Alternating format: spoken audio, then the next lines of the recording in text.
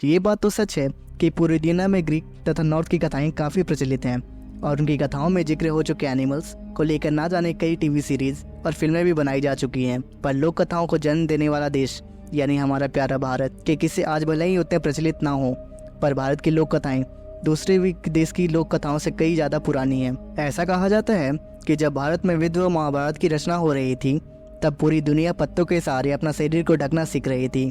ऐसे में भारत की लोक कथाओं की बात करें तो ऐसा नहीं था। तो वीडियो के अंत तक बने रहें क्योंकि हम जानेंगे भारत की लोक कथाओं के जिक्र हो चुके ऐसे रहस्य जीवों के बारे में जिनके बारे में शायद ही आपने सुना होगा। नवगुंजारा। अगर आपको लग रहा है कि साइंस इतनी तरक्की कर चुका है जो दो जीवों के मिश्रण से एक नए प्रकार का हाइब्रिड जीव बनाया जा सकता है और दो जानवर से बनाया गया जानवर काफ़ी शानदार जानवर होता है, तो मिलिए नवगुंजारा से। इसके नाम में ही नव इसलिए जुड़ा है क्योंकि 9 अलग अलग जानवरों के मिश्रण से तैयार किया गया था। नवगुंजारा का सिर किसी मुर्गे की तरह होता है, तो वहीं इसके 3 पैर 3 अलग अलग जानवरों के पैर की तरह होते हैं, जिनमें से पिछले 2 पैर एक बाघ और हिरण की तरह थे, जबकि अगला पैर किसी हाथी के पैर की तरह था। वहीं इसके पास एक हाथ किसी इंसान की भांति होता है जो कि एक गुलाब पकड़े हुए होता है। आगे बात करें तो इसका गर्दन किसी मोर की तरह होता है, तो वहीं पीठ पर निकला कुबड़ ऊंट की तरह होता है। इसी कमर पर एक शेर की तरह होती है, पूंछ किसी सांप की तरह होती है। ऐसा माना जाता है यह रूप श्री कृष्ण ने धरा था जब वे अर्जुन से मिलने जंगल जा रहे थे। हालांकि शुरू में अर्जुन इसे मायावी जानवर समझकर इस पर तीर चलाने जा रहा था। बाद में इसे महसूस होता है कि ये मायावी जानवर और कोई नहीं बल्कि श्री कृष्ण की लीला का एक छोटा सा हिस्सा है। तिमिंगला। महाभारत में जिक्र हो चुका तिमिंगला विशाल समुद्री जीव था और तिमिंगला के बारे में ऐसा बताया जाता है कि पूरा समुद्र में इस जैसा जीव कभी किसी ने नहीं देखा होगा, क्योंकि ये विशाल सा समुद्री जीव इतना विशाल था कि इसके सामने बड़ी व्हेल भी किसी मच्छर के समान लगती थी।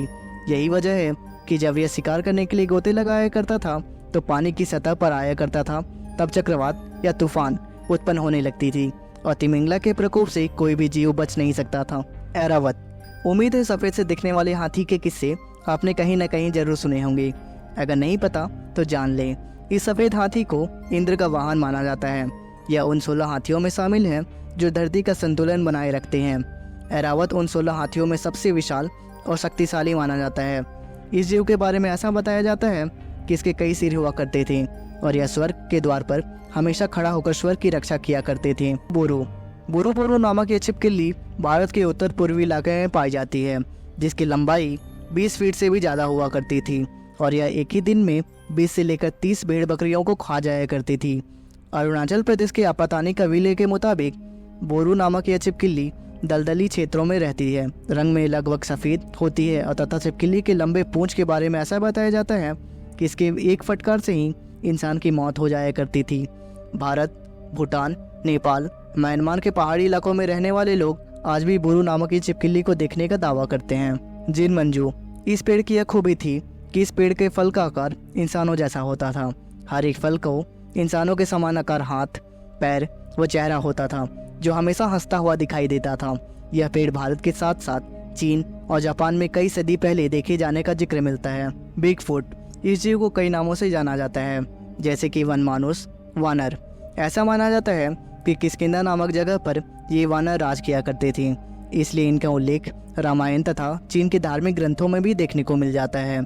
इनके बारे में ऐसा विवरण मिलता है कि यह मनुष्य से भी ज़्यादा विशाल हुआ करते थे। इनकी ऊंचाई लगभग 8 से 10 फीट तक होती थी और उनकी ताकत से कोई भी मनुष्य जीत नहीं सकता था। यहाँ तक कि आज भी इन्हें हिमालयन क्षेत्रों में देखे जाने का दावा किया जाता है। ड्रैगन नामक इस जीव का जिक्र भारत, चीन, जापान, म्यांमार, इंडोनेशिया के धार्मिक ग्रंथों में देखने को मिल सकता है। यही वजह है कि इसके किस्से दुनिया भर में मशहूर हैं।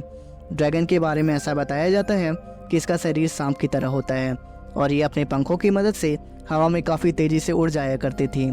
इस जीव के पास कई जादुई शक्तियाँ भी पाई जाती थी, जैसे कि रूप बदलना और गायब हो जाना, और तो और क्रोधित होने पर यह अपने मुँह से आग भी उगल सकते थे।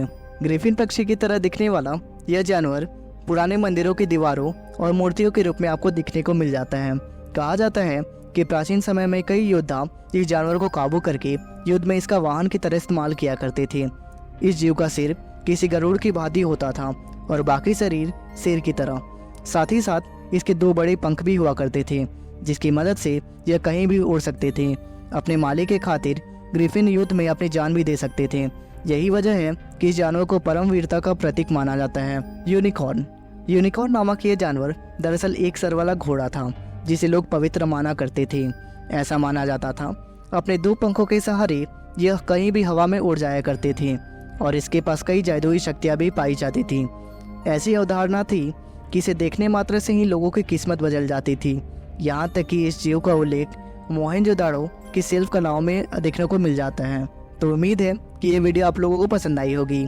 अगर आप इसका दूसरा पार्ट चाहते हैं तो हमें कमेंट कर जरूर बताएं और इस वीडियो को लाइक करना बिल्कुल ना भूलें। खैर, मिलते हैं अगले वीडियो में, तब तक के लिए धन्यवाद।